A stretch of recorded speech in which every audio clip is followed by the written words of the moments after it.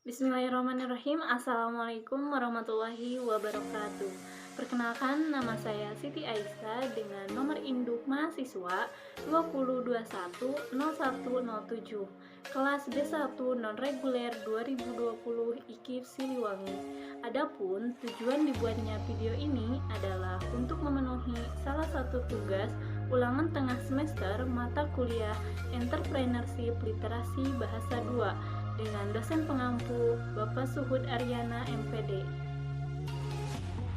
Adapun cakupan materi yang akan saya bahas di video kali ini adalah yang pertama, pengertian anatomi buku, yang kedua, cover, yang ketiga, preliminaries, yang keempat, text matter, dan yang terakhir adalah postliminaries.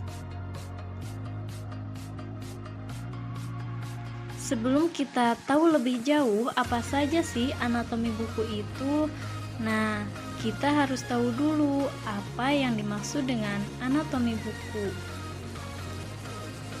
Di sini dijelaskan bahwa anatomi buku merupakan bagian-bagian yang harus ada dalam sebuah buku. Salah satu buku dikatakan layak atau tidak, yaitu ketika buku tersebut lengkap anatominya.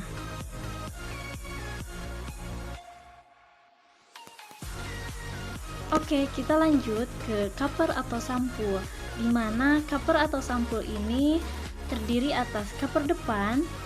Biasanya cover depan ini berisi judul buku, nama penulis, logo, dan nama penerbit.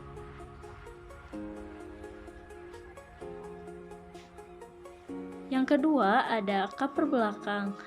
Cover belakang ini biasanya berisi judul buku, sinopsis, biografi penulis, ISBN, kategori buku, alamat penerbit, sekaligus logo dari penerbit.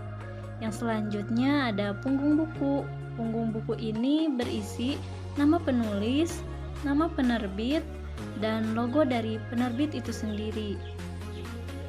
Yang keempat ada lidah cover.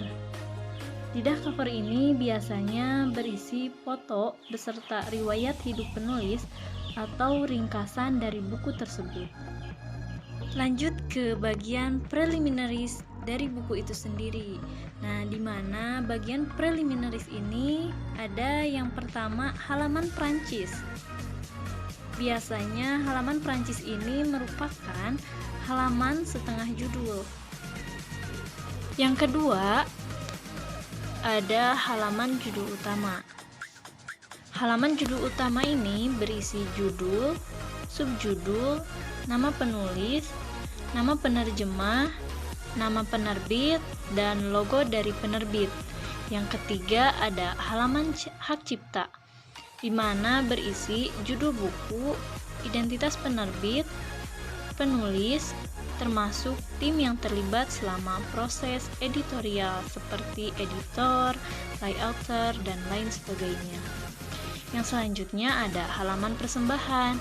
Halaman persembahan ini berisi ucapan terima kasih dari penulis kepada pihak-pihak tertentu yang berjasa selama proses pembuatan buku berlangsung. Baik, yang selanjutnya masih di preliminaries. Dalam preliminaries ini ada halaman sambutan. Biasanya halaman sambutan ini berisi sambutan yang disampaikan oleh lembaga yang kompeten. Yang selanjutnya ada halaman kata pengantar. Halaman kata pengantar ini merupakan ulasan buku atau ulasan karya penulis. Yang selanjutnya halaman prakata. Halaman prakata ini ditulis langsung oleh penulis. Yang selanjutnya ada daftar isi.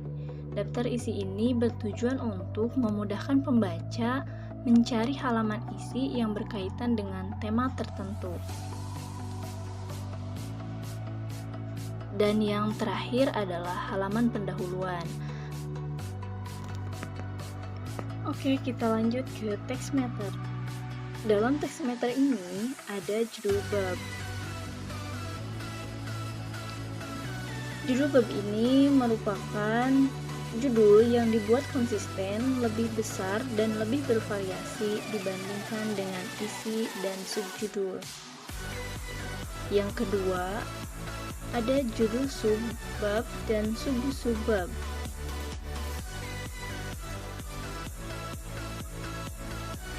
Judul subbab dibuat harus konsisten juga dan dibuat lebih kecil dari bab tetapi lebih besar dari isi.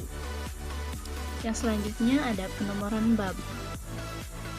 Nah, dalam buku pendidikan biasanya menggunakan angka Romawi atau angka Arab.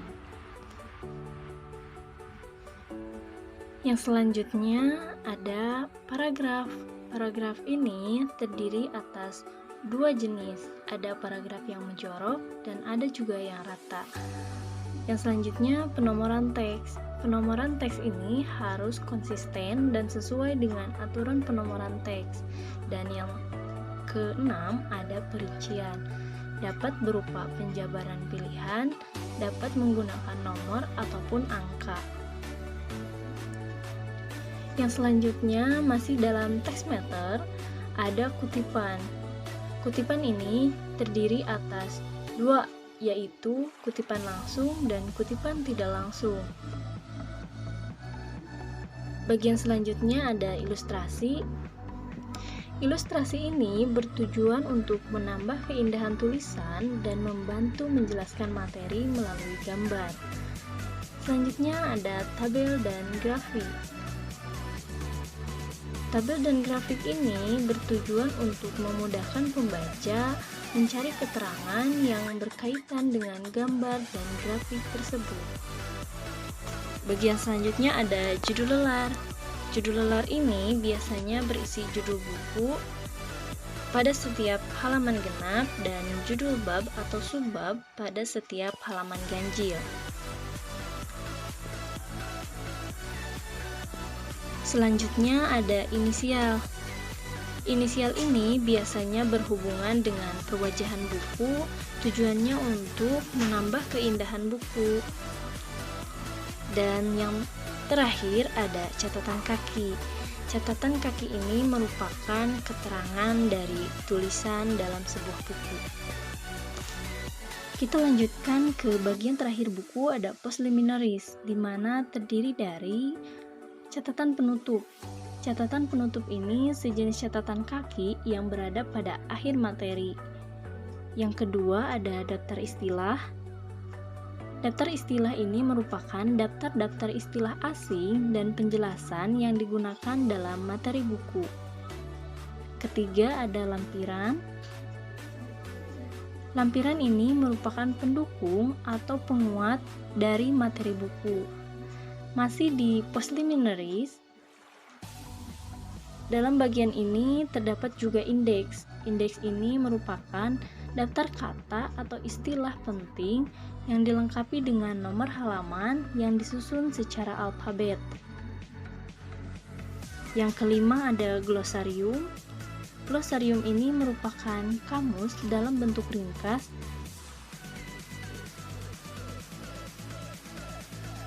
berisi daftar kata yang penjelasannya dalam bidang tertentu. Yang selanjutnya ada daftar pustaka, berisi tentang suatu subjek ilmu yang dijadikan referensi dalam menulis referensi buku. Dan yang terakhir ada biografi pengarang atau penulis, merupakan penjelasan tentang latar belakang penulis atau pengarang yang menghasilkan karya berupa buku. Oke, sekian materi yang bisa saya sampaikan di video kali ini. Sampai bertemu di video selanjutnya. Terima kasih atas perhatiannya. Wassalamualaikum warahmatullahi wabarakatuh.